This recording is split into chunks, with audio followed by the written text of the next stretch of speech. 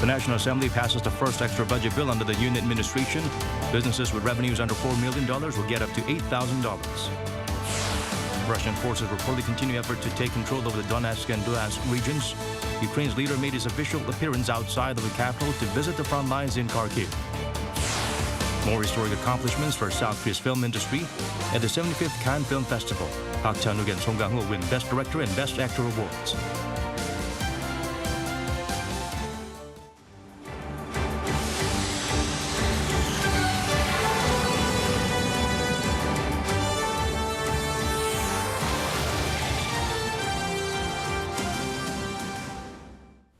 Hello, your week's off to a smooth start. I'm Daniel Che. Let's begin with our top story. President Yoon Suk-yeol welcomed the National Assembly's approval of his administration's first extra budget bill. The South Korean leader also called for bold actions to ease regulations that hinder corporate investments and business activities. Yoon Jung-min starts us off. Ease regulations that hamper corporate investment. That's President Yoon Suk-yeol as he chaired a weekly meeting of his top aides Monday morning, where he also called for the swift execution of the $49.4 billion extra budget bill passed by the National Assembly Sunday evening. 모래주머니를 달고서 글로벌 시장에 가서 경쟁하고 뛰기 어렵습니다.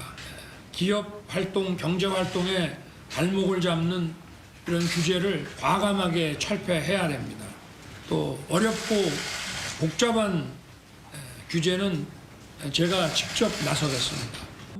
The president said it's time for the government to respond to the over $800 billion worth of investment plans unveiled by South Korean conglomerates last week, and added it's a great relief that the extra budget designed to help pandemic-hit small businesses finally received the green light from Parliament. 지금 거의 숨이 넘어가는 소상공인과 영세 자영업자들이 신속하게 생활 안정을 꾀할 수 있도록 재정 당국에서 신속하게 추경안을 집행해 주시기를 당부드립니다. President Yoon also called on his government to employ all available tools to stabilize the costs of living in the face of inflation now poised to increase more than earlier expectations, referring to the Bank of Korea's sharp upgrade of this year's consumer inflation forecast last week from 3.1% to 4.5%, and to the newly installed governor's prediction of the figure rising above 5% before eventually weakening. Cutting red tape and fighting inflation seem to be President Yoon's key economic focus for now, as he seeks global competitiveness for South Korean firms and braces for rising prices in the foreseeable future. Yoon Jung-min, Arirang News. The government took action right after the passage of the extra budget plan. Funds were set aside to help businesses hit hard by the virus prevention measures. Kim Do-yeon sheds light on who's eligible. The South Korean government started making payments to small businesses and merchants on Monday, just hours after the extra budget was passed. So who exactly gets these cash payments and how much are they? The budget allocates $18.6 billion for this round of payments for small and medium-sized business owners and merchants who suffered losses due to the virus prevention measures. 3.71 million recipients in total. This time around, payments will also go to registered companies with revenues as high as $4 million. Generally, each recipient will get at least 6 million won and as much as 8 million won depending on the size of their losses. That's about $4,800 to $6,500.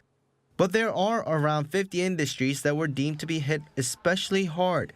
These businesses will get up to 10 million won, about $8,100. So how can owners prove the size of their losses? The answer is they don't have to. The government has already reviewed tax data to see whose revenues fell and by how much. When can I apply? Applications started at noon on Monday. The first day is for businesses whose registration ends in an even number. The second day, Tuesday, is for those ending in an odd number. Then, applications open to everyone on Wednesday. Because the government already has the information it needs, the payments will go out within hours. What about payments to individuals who don't have a registered business? The budget includes compensation for freelancers and others who are self-employed. These include 700,000 people like taxi drivers, as well as 30,000 people working in the arts and as performers. They'll each get 2 million won, which is around $1,600.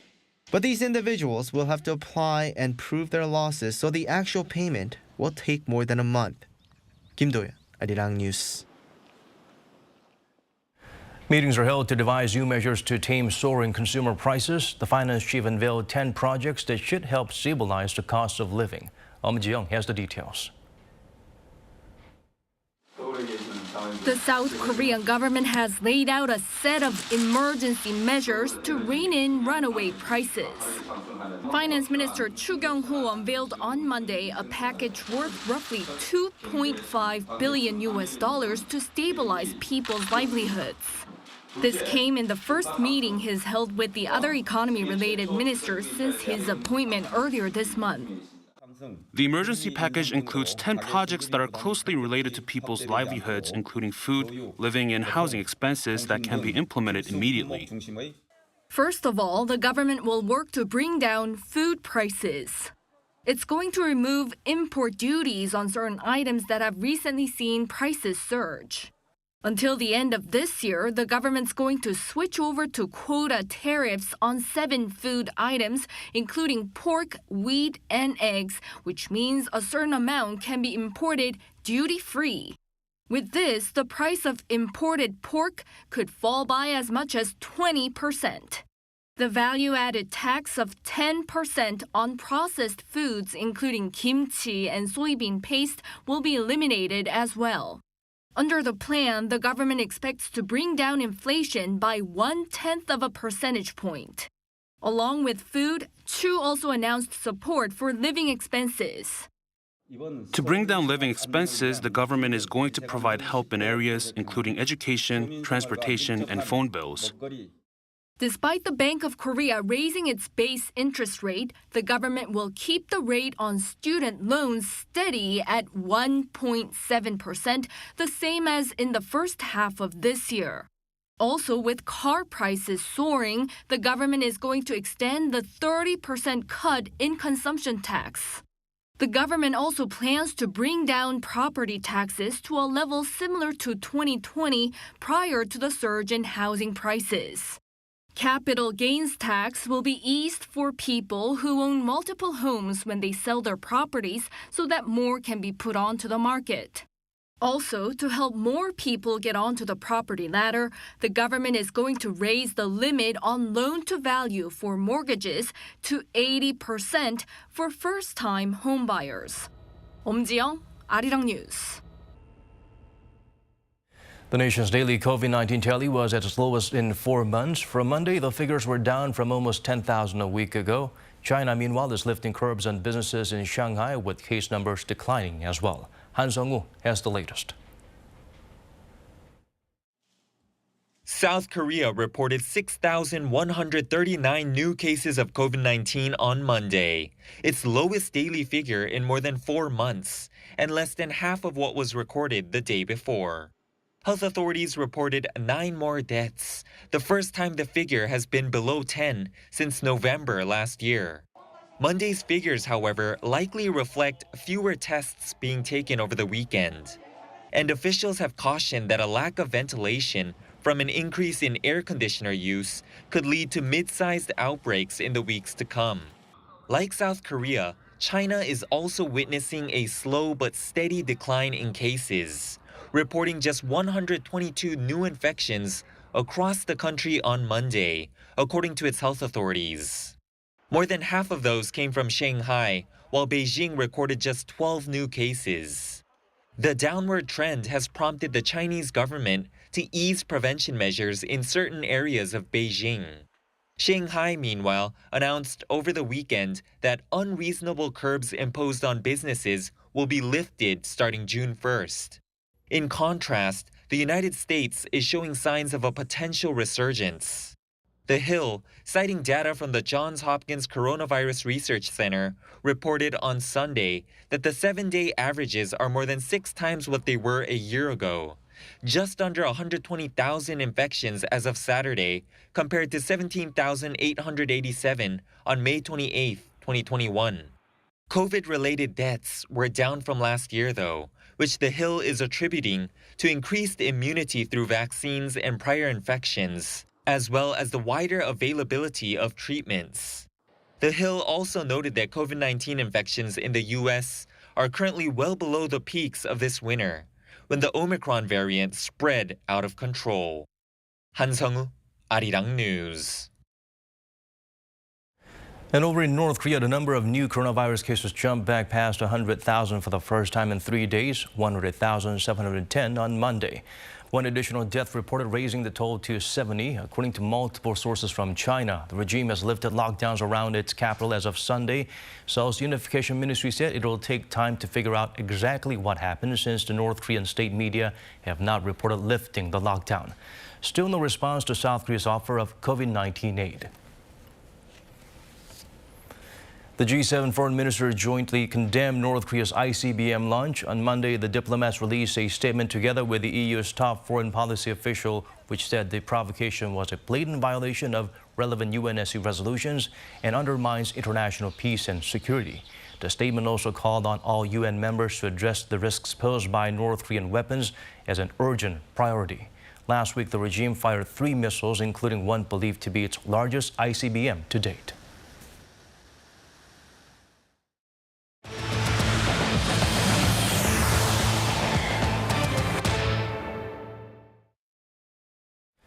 Japan lodged a protest over South Korea's maritime survey in waters off Dokdo. That's according to Tokyo's chief cabinet secretary at a press briefing on Monday.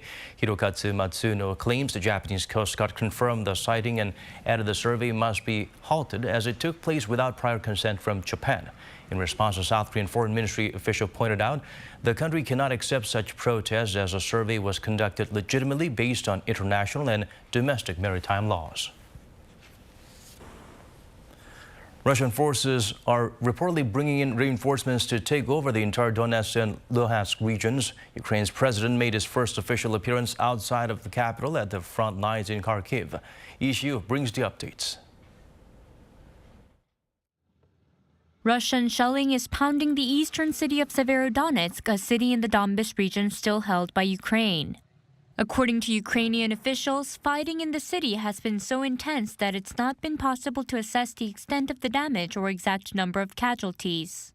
Serhiy Haidai, the head of the Luhansk Regional Military Administration, said on Sunday that the situation has extremely escalated. Meanwhile, Russian Foreign Minister Sergei Lavrov said that pushing the Ukrainian army out of the Donbas region is Russia's priority. Ukraine's President Volodymyr Zelenskyy on Sunday made similar remarks. In the aftermath of Russian strikes on Sievierodonetsk, all the town's critical infrastructure was destroyed. 90% of buildings are damaged. More than 2/3 of the residential dwellings are completely destroyed. There are no telecommunications. The shelling is non-stop. To capture Sievierodonetsk is a task of primary importance for the occupation corps. This comes as the Ukraine's presidential office announced on Sunday that Zelenskyy visited Ukrainian troops on the front lines in the northeastern Kharkiv region. His first official trip outside the capital Kyiv area since the start of the war. There, Zelenskyy reportedly thanked soldiers for risking their lives to defend Ukraine's independence. In a video address on Sunday, Zelenskyy announced that he's fired the head of Ukraine's security service in Kharkiv for not working to defend the city from the first days of the full-scale war. Meanwhile, Russia's President Vladimir Putin on Saturday signed off a law that enables people over 40 to join the Russian military. Previously, the Russian armed forces had age limits of 18 to 40 years for Russians and 18 to 30 for foreigners. Russia presented the change as a move to recruit more technical specialists such as engineers and communications experts. Lee Si-hoo, Arirang News. Seoul's Foreign Ministry launched its own Economic Security Center. The Center for Economic Security and Foreign Affairs will house a team of 16 experts in various fields, including security, digital technology, and law. They'll be tasked with monitoring global supply chains and evolving technology trends, as well as semiconductor tech. During its opening ceremony on Monday, the nation's foreign minister pledged to pursue proactive diplomacy to enhance Korea's economic security amid strategic competition around the world. The prices of metals used in making EV batteries could soon come down. Bloomberg cited Goldman Sachs analysts on Sunday as saying the prices of cobalt, lithium, and nickel are expected to drop over the next 2 years. Investments in the metals outstrip long-term demand in terms of EVs, led by a fundamental mispricing. South Korea, while a leading battery maker, has one of the world's highest dependencies on imports of such metals in the world. At the Cannes Film Festival, 2 veterans of South Korean cinema earned deserving honors. Best Actor Song Kang-ho and Park Chan-wook earned Best Director. Kim Bo-kyung tells us more. The South Korean winners of the 75th Cannes Film Festival Awards, actors Song Kang-ho and film director Park Chan-wook, returned home Monday afternoon. Song, who won Best Actor for his performance in Broker, once again thanked movie fans for showing their love and constant interest and support for Korean films. He added that the highlight was being able to work together with renowned Japanese film director Hirokazu Koreeda. Even if you're from different countries, we share the same culture, same thoughts, and the same emotions through movies. I think this piece was important in allowing us to realize that we can share the beauty we are searching for. Song made history by becoming the first Korean male actor to win an award at Cannes. He is one of South Korea's most popular actors, but rose to global stardom after starring in the 2019 hit film Parasite, the winner of the highest honor at Cannes, the prestigious Palme d'Or. Park Chan-wook, who was named Best Director for his film Decision to Leave, returned home Monday too. This year it was his romantic thriller Decision to Leave which earned him the prize. Park is no stranger to the Cannes Film Festival, having won the Grand Prix in 2004 with the thriller Old Boy and Jury Prize in 2009 for the horror Thirst. I actually wanted the actors to win the awards instead. I don't particularly feel anything about winning a third prize, but I'm concerned that people will get the impression that the movie is an art film. That's not what the general public are used to. Industry insiders say that with the right input, Korea has the potential to nurture even more talented actors and directors like Song and Park. Acknowledging that figures like Song Kang-ho and Park Chan-wook contribute greatly not only to the Korean film industry but to Korean culture in general. There should be continuous investment in the cultural field, especially in liberal arts. And by investment, I mean both private and public, such as coming up with policies that help raise global awareness of Korean popular culture. And through these efforts, pundits are optimistic the Korean film industry will continue to make its presence known on the international stage. Kim Bo-kyung, Arirang News. Archbishop Lazzaro You Heung-sik is one of the 21 new cardinals to be appointed by Pope Francis. The fourth South Korean to serve as a cardinal will be on the conclave, a position with great responsibility as he becomes one of the few tasked with preparing for papal elections and choosing the next pope. Kim Yo-sun explains further.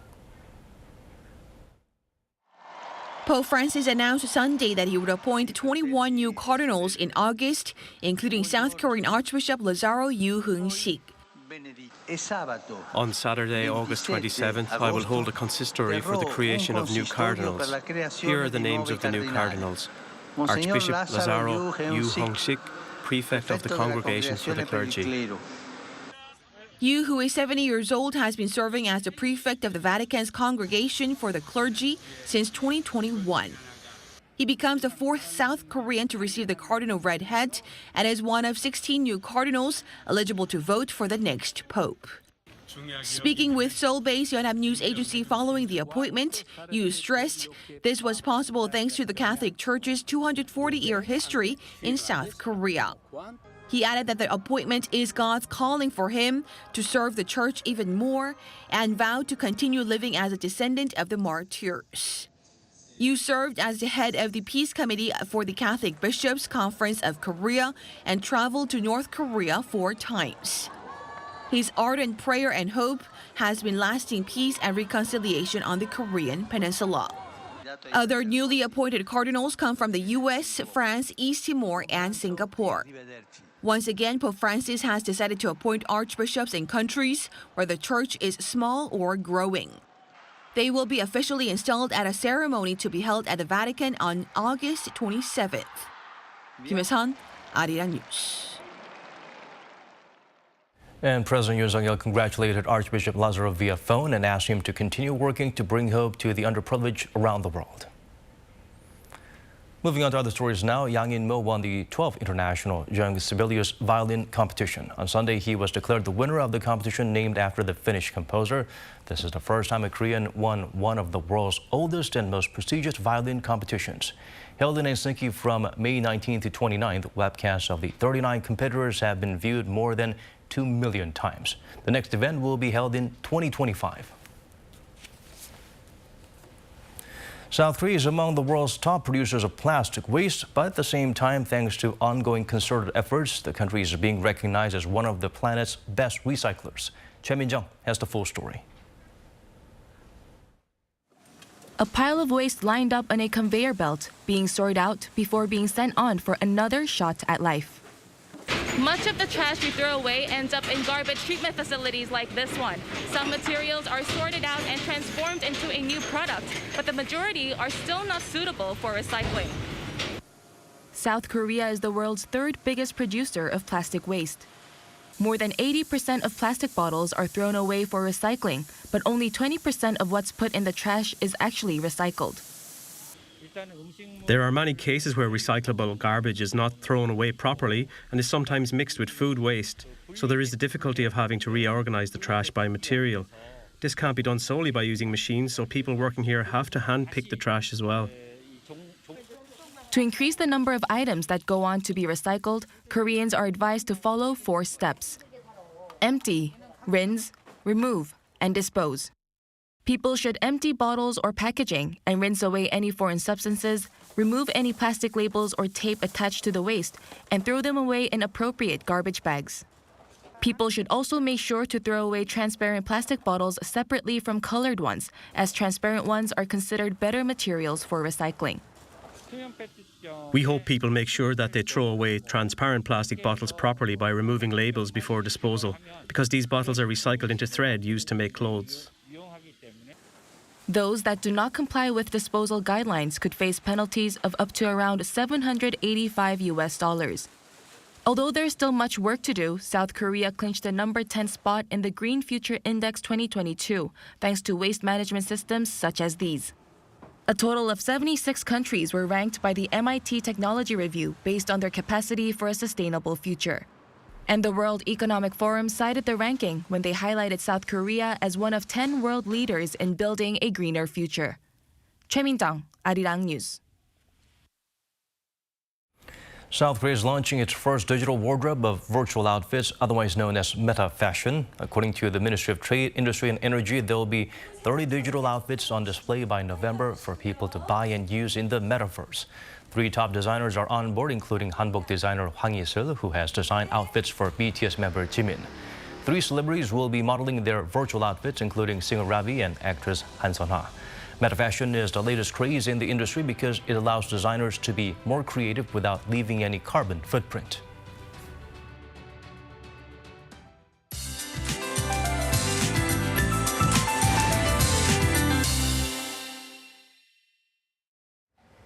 With the help of light showers earlier today, the intense summer heat has eased off a tad. Daytime highs dropped to near the seasonal norms, and maximum temperatures will be in the similar range for tomorrow. So we'll be reaching 26 degrees Celsius, and readings will get higher from this point on. Because morning lows will drop for most regions, wide temperature gaps of 10 to 15 degrees are expected. Despite the drop in overall readings, sunshine is forecast to remain strong. Korea's Meteorological Administration predicts a very high UV ray index nationwide. Keep in mind that the peak hours for sun exposure are in between 10 a.m. to 3 p.m. If you have to head outside, make sure to wear plenty of sunblock. Sunny conditions will dominate nationwide tomorrow. Seoul and Gwangju will start up at 14 degrees. Daytime highs will be 1 to 4 degrees higher than today. Seoul and Chuncheon will peak at 26 degrees. Daegu 30 and Daejeon will hit 28 degrees. On Wednesday, which is the local election day, partly cloudy skies and warm temperatures are in the forecast. That's all for now, and here are the weather conditions around the world.